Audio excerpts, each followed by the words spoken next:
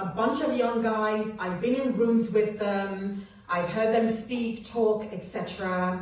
And I'm trying to get them on the Luxury News Weekly, so putting it out there to the universe.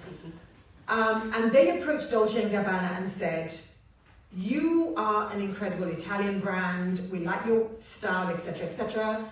This is the potential that you have. Just like we've talked to CC today, that again, potential for making money or whatever.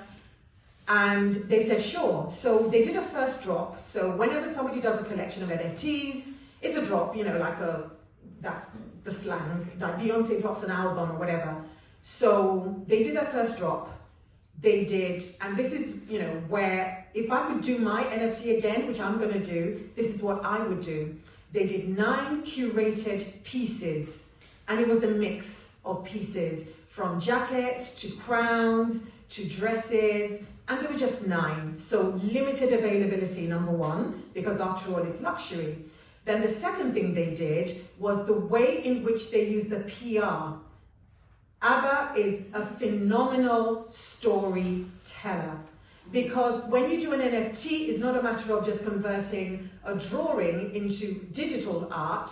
It's also the story you tell around it. It's also the community that you build around it. And it's also the opportunity for people to collect those tokens. So Dolce did 9, and they did digital, they did physical assets, so the clothes, whatever, crowns, and they also did experiential.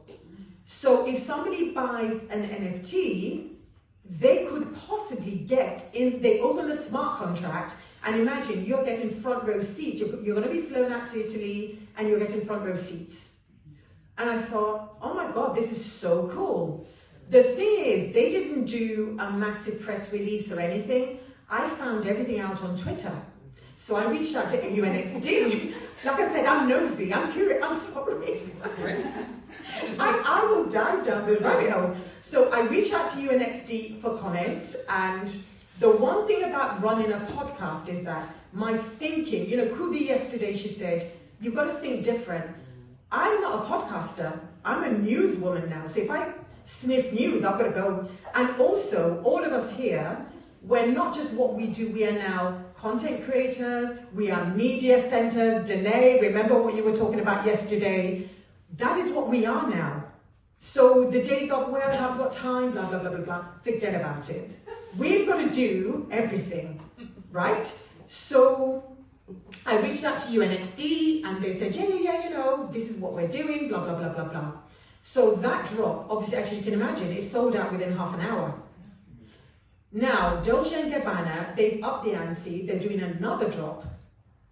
And this time, they decided to go down the route of boxes. Again, when I saw the boxes, thought of Cici, and I thought of Miss Diane. And I'll tell you why.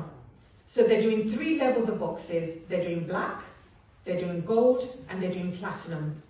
In the black box, you get first dibs to any NFTs. The gold box holders, they get all the benefits of the black with more stuff that they get. And then the platinum, they get all the benefits of black and the gold boxes, and they get extras as well. However, Dolce is now offering amazing experiences, amazing designs that are not available in stores. And that's another thing you can do. If there are designs that you have in your archives, for example, Pucci, etc., they can literally go back to their archives, sell the digital forms of that, and people will buy.